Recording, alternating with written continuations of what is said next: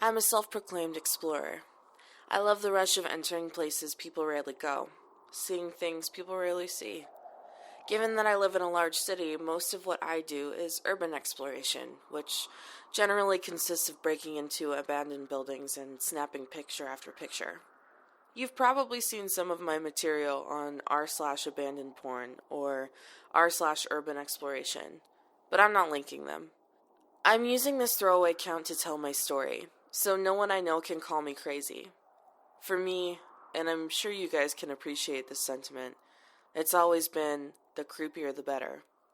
Some of my favorite buildings to explore have been abandoned mental institutions or sanitariums, where the ghost stories write themselves.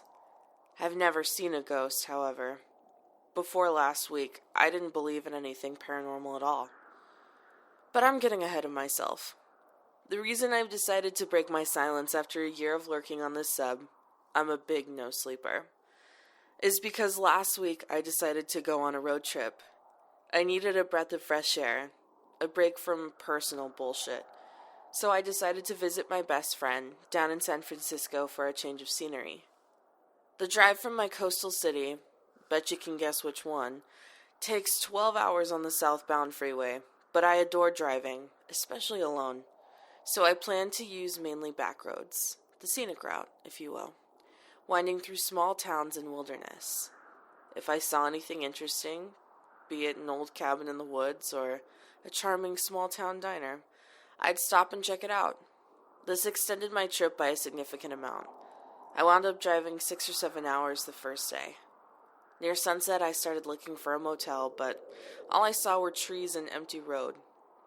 I refused to check my phone for a place to stay, like in the spontaneity and false sense of 21st century danger. I was content in knowing I was going south and would reach civilization eventually. The sun was disappearing behind the trees, and a light rain began to fall. Typical for this time of year.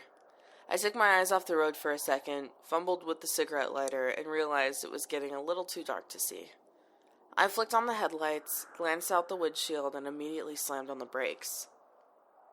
My car skidded a few feet in the rain, but luckily stopped before it hit the Jersey barriers that had been set up across the road. They sprang up out of nowhere. No warning signs, no road closed ahead. Just 4 low concrete walls all the way across the 2 lanes. They would have seriously fucked up my car if I hadn't seen them in time. I'd been going 45. I caught my breath, wondering how many people had almost crashed as I did. Probably not many. I hadn't seen a single other car for the past 2 hours. A sad, dented detour sign pointed towards a road branching off to the right, through the trees, doubtlessly leading back towards the freeway. But my eyes were drawn to the road beyond the barriers.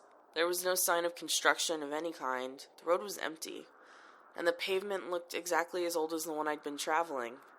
My decision was not a difficult one. Carefully, ignoring the detour, I maneuvered my car along the narrow strip of gravel to the right of the barriers, and, quite easily, drove past them. I drove for about 30 minutes with no sign of construction or life of any kind. It was growing steadily darker, and I was getting unsettled, but that only increased my curiosity. What was at the end of this closed road? When I crested a hill, I was greeted with the sight of a few buildings and a large wooden sign. "Welcome to," it said. I am not omitting the name or doing anything cheeky as to what the town's called. I'm as curious as you are. I couldn't read the name, or any of the other words. Most of the sign from the center down was covered in what looked like splotchy black paint, or maybe some kind of plant life. It was difficult to tell in the falling darkness, but you could see that the boards at the bottom were chipped and scratched, like an animal had gotten to it. Not anything from a monster movie, just the common weathering of old wood left in the forest. But there were man-made scratches in it too, gouged deeply into the wood, over the black paint. I leaned out the window and pointed my flashlight at it. "Come in." Weird. But I've seen much worse graffiti in ghost towns, which I assume this was. That got my heart pumping with excitement. I drove into town, past quite a few promising locations, all dark and empty, a police station, its windows shattered and subsequently boarded, the glass still glittering on the sidewalk, Houses with doors broken off the hinges and crooked shutters. A grocery store where one street lamp still burned eerily green by the entrance. An apartment building, the glass of its double doors and all the windows apparently painted that with the same splotchy black paint as the town sign. Though my fingers were twitching, I didn't get out of the car. It was getting dark and I was getting tired. I was alone and had no information on this ghost town. I wasn't about to break into places if they were occupied, especially at night with nothing but a flashlight. Because that's the thing. The town didn't have the air of 50 years of abandonment. Besides the boards across the doors and windows and the lack of electric light, this place looked like it could have been inhabited yesterday. There was no building decomposition or crumbling masonry, at least from what I could see. No graffiti anywhere that would have marked the presence of other people, besides the black paint. The architecture was modern and generally holding up pretty well. Was this really a ghost town? It must be. I didn't see a single other person. All cars were parked and dusty, all businesses looked closed. This is probably my imagination, but from the moment I drove past the sign, I felt eyes on me from all directions. I didn't feel welcome here, though I was sure there was no one to be bothered. And then there was the smell.